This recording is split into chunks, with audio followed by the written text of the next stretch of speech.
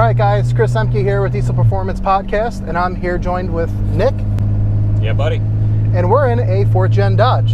Yeah, we are. So we wanted to do an episode, and we wanted to talk about a question a lot of guys bring up to us over at the shop, and that's towing. What's good temperatures? What are bad temperatures? What's, proper boost pressure? Drive pressures is a question that we get asked a lot of. Sure. And everything in between. So we're in a pretty cool truck. It's hopped up. It's got some upgrades, and it's probably some of those upgrades I would consider to be like multi-facet, right? This thing's a towing beast, man. You got a built 68. Yep. You got a Stealth 64 351 VE and a 10 millimeter stroker pump. Yep. And I mean, this could be used in having fun on the weekends, daily driver, make some good dyno numbers. But the versatility of these trucks with some weight behind us is pretty impressive. This thing is really wowing me, I'll tell you that. The wow face. It's my wow face, yes. I don't bring this one out very often. So what kind of trailer, what do we have behind us? All right, so we got a dual tandem behind us, 37-foot gooseneck. Trailer empty is about 7,500 pounds. I got an 11,500 pound machine on it. So what is that? Pretty freaking heavy, 19,000. And then you got the truck at 8,000 pounds. Yep. So yeah, I mean, we're fully grossed out, 26, somewhere around there probably. In a 3/4 ton truck. It's got the 4-link. It's got some airbags in the back, factory from Ram for some assist. Yep. And one of the things that, let's just talk stock trucks right now. Okay? I'm a novice entry-level diesel guy. I just bought a truck. I'm buying a camper. Maybe the camper weighs something similar to what we have back here. It's a big-ass camper. And guys start talking about, what are my EGTs? What are EGTs that I should be looking at?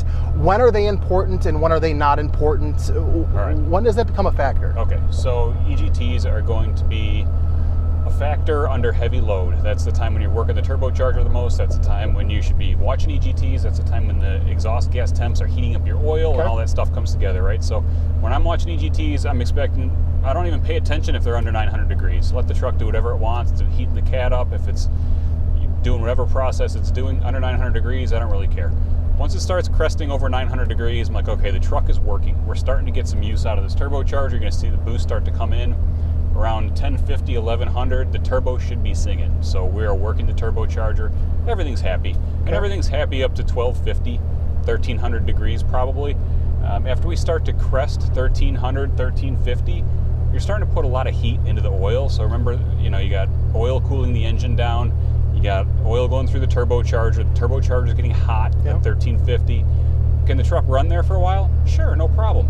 Can it run there sustained for a half hour straight? I mean, it wouldn't be my first choice, but to each their own. Well, once those temperatures start to creep up, like, they have potential to go up even further, right? So you want to be cautious of that. Well, we know 1350 is not the ceiling, right? Of course. Mean, once you start to get in that 1400, 1450, that is intermittent zone. Anything over that is okay only for intermittent times, and the hotter, the shorter. And it takes one little grade, trying to gain speed, it takes one little thing for that 1400 to shoot up, right? Usually, yes. And usually there's going to be a correlation there, at least when I'm generally driving. I might not necessarily pay attention too much to EGTs depending on the truck, but on the newer stuff, I pay attention to oil temp and coolant temp. And there's going to be a direct correlation there. That is the one thing that a lot of guys don't connect, is oil temp. Coolant temp, of course, is connected to that, but oil temp is really important, especially on those trucks with piston squirters. That oil is cooling the piston off, and that is taking the boundary layer of that thermal boundary layer on the piston and expanding the buffer or not, right? So if you have really hot oil, you can't cool the pistons off, and that's when the pistons expand in the bores. You start seizing up, cracking pistons, cracking rings, having really bad stuff happen. Okay. So. Now, one of the things next in line from EGT talk is probably going to be a turbocharger operation, okay? Yep. There's the simple boost pressure. What kind of boost should I be making? Which is going to be a variable depending on, the truck and the application. Depends on load, right? But to me, boost pressure really doesn't mean a whole lot unless you know the background with drive pressure and how those two intersect with one another. Sure. Because there is good boost pressure, there's also bad boost pressure, and either one of those have a correlation directly with drive pressure. Yes. So talk to us a little bit. What is that turbocharger looking like at that 800-900 RPM under normal driving conditions versus when you're towing in, getting into a load, hitting that grade? Sure. What's that performance look like? you said RPM. I think you mean EGT. So when you're below 900, EGT, turbocharger might be 13 pounds of boosts. Yep. Somewhere in that low single digits, that kind of area. You're not asking a lot out of the turbocharger, so you're not going to see a lot of EGT. You're basically just trying to keep the truck clean, trying to add whatever extra air you need to keep the truck moving. Towing, we're talking loaded, right? And that's the guys who are towing. You're seeing 20 to 30 pounds, maybe 35 pounds of boost out of the truck. And that's when we're starting to be concerned, what is the drive pressure ratio? Especially on these variable geometry trucks, variable geometry turbocharger, which this truck is. Which means the turbocharger can call for boost by closing the exhaust housing up. When it does that, what happens to drive pressure? Drive pressure is going to go up because the air escaping out of the exhaust is choked up, right? Yep. It has a small pathway to go through. Exactly. So the more closed those vanes are, the more that turbocharger is trying to work to get that energy, into and convert it to boost. The more upside down that ratio is, and that's efficiency-wise, that's always less efficient. So if you see drive pressure numbers that are further away from boost, like right now we're 21 pounds of exhaust pressure, 14 pounds of boost, somewhere around there, 17, 13. 1.5 to 1 is pretty typical for a VVT. Sometimes it go as high as 2 or 2.5 to 1 during transient areas, or really low RPM. And those types of drive pressures too, let's talk. That drive pressure isn't the plagued, oh my God, drive pressures are through the roof, compared to what that looks like at 3,000 RPM under full boost and drive pressures are 1 to 2. Yeah, if drive pressures are way upside down during transient operation, that's not that big of a deal. You're not there for very long. EGTs are going to get hot, but things are moving. The truck's coming up on RPM, the vanes are going to open, everything's going to be okay. It's when it sits there for a long time and you have upside down drive pressures, and by that I mean like 60 pounds of drive and 25 pounds of boost, that's when your EGTs are really going to climb fast and you're going to be kind of in the danger zone and really beating the turbocharger up. And I feel like it's a potential, depending on the truck setup and the tuning, you could have a truck that is potentially creating heat on its own aside from the load behind you because of the truck's engine operation. The turbocharger needing to hit a targeted boost pressure, the vanes are clamping down, it's saying, hey, I want to see this is what needs to happen. And the truck, I always call engines an air pump, right? Air in, air out. It's just fighting against itself. Yeah, exactly. It's inefficient is really what you're saying. It's fighting against itself. It's using a lot of fuel to try and get the job done, and a lot of that fuel is being turned into heat, and that's just a bad thing. Now, compared to what we've seen on some, let's say, stock turbochargers, okay, what would you see under a circumstance you're hitting a grade, you're under a load, 400, 450 horsepower truck? What are some of those drive pressures look like, drive to boost, compared to something that we would see on this charger on the truck with a modified exhaust side? So a stock turbocharger is always going to be biased towards towing performance. The factory wants you to have great throttle response. They want you to have good low end performance. That's all great. And you're going to have really good performance off idle. You're going to have good mid-range, great towing performance. So that stuff usually looks pretty good. And I would say, in the 1.5 to 1 or less, or 1.50 to and less. With an aftermarket turbocharger like a Still 64, we're trying to give you the best of both worlds. And turbochargers, we always say, turbochargers is a compromise. So if you want an extra 150 horsepower of overhead, if you want the truck to, instead of being able to make 490 horse, be able to make 650 horse, you're going to have to give up a little bit down low. Our goal is to make you give up the least amount down low and give you just enough up top to get you to your goal. So that's the balance, right? I mean, we don't want to build you an 800 horse turbocharger that performs awful down low, right? So down low, you're going to see probably a little bit more drive pressure out of the Still 64 to do its job.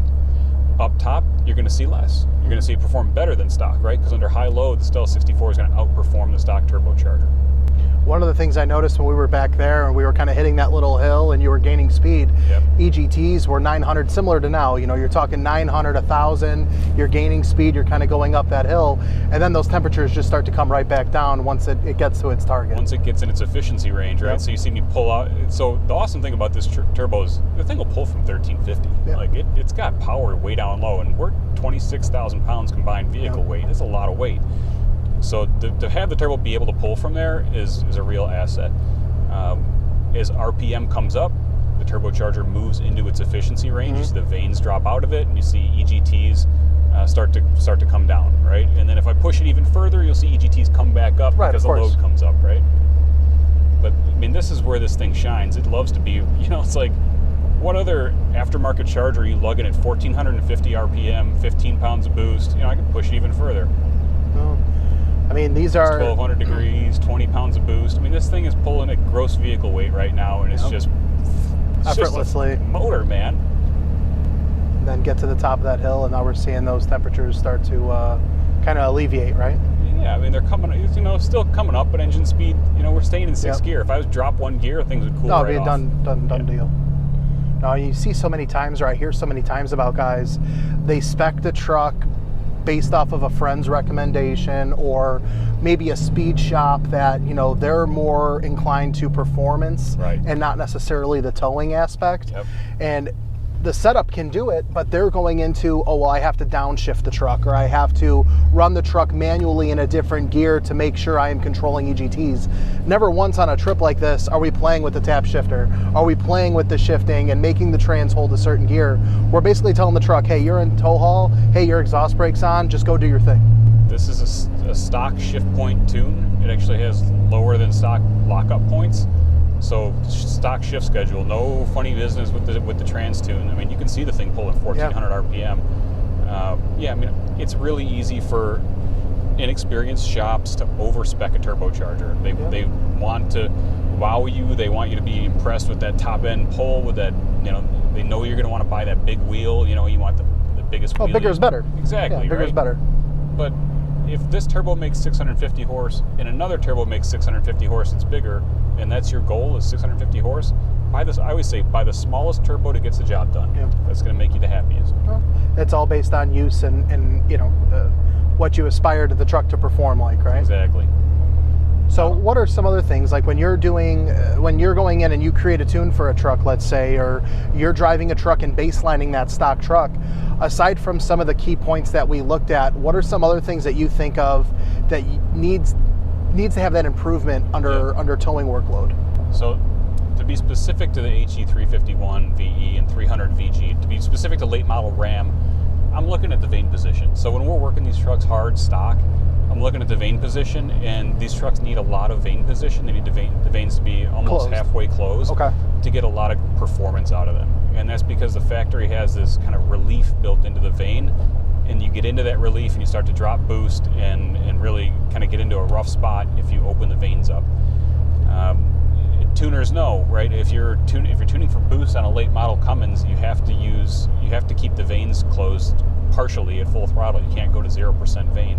So I'm looking at that and I'm thinking, why? Like, there's a lot left on the table here. Yeah. And so as we're designing this nozzle ring, this vane assembly, which is an exclusive to Calibrated, I want to take advantage of the whole 0 to 100 range. I don't want to be pigeonholed into 40 to 85 or 40 to 100 or whatever. And it's unique with the whole set chargers, because the way they do their vanes are very different than what we've seen in the early model Garretts. It's completely different design. Absolutely. It's completely different, strategy. Yep. It seems to me like this would be the more restrictive route, altogether. So when you see those factory reliefs, cut in and whatnot, there's a reason for it, right? The reliefs are there for a reason, and the reason is to be able to slow down the turbocharger speed, to be able to keep the stock performance the way it's supposed to be. This turbocharger is awesome for grade braking because of the way it's designed. Yep. I mean, you can hear on camera that this thing's got a mean exhaust brake on it. It's the only one of the big 3 exhaust brakes that at full GVW really does the job. You feel it. Yep.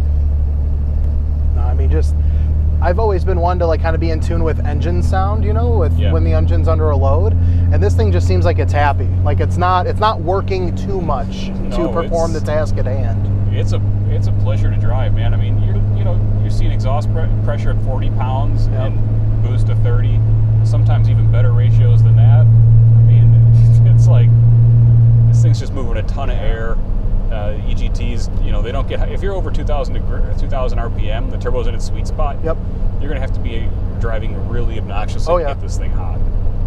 Oh, definitely. No, that's super cool. I'm excited to see what happens in the future with these things. I mean, these are such a promising truck. We're seeing more and more guys starting to modify these and do upgrades to these probably because the cost of the truck is coming down slightly. They're getting a little older, a little bit more achievable. Yep.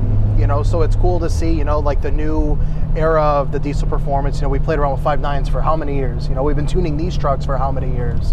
Now we're perfecting a lot of the other upgrades. Yeah, and these trucks were always kind of, you know, the turbocharger was always kind of like it just doesn't do what it's supposed to do on these trucks. And now we've got it opened up. We've got our machining figured out. We've got our nozzle ring figured out. I mean, I don't mean to like toot my own horn too much. We had a lot of time and energy in this thing. Yeah, no horn tooting. It finally, it finally does what I think it's supposed to do. And I'm really happy.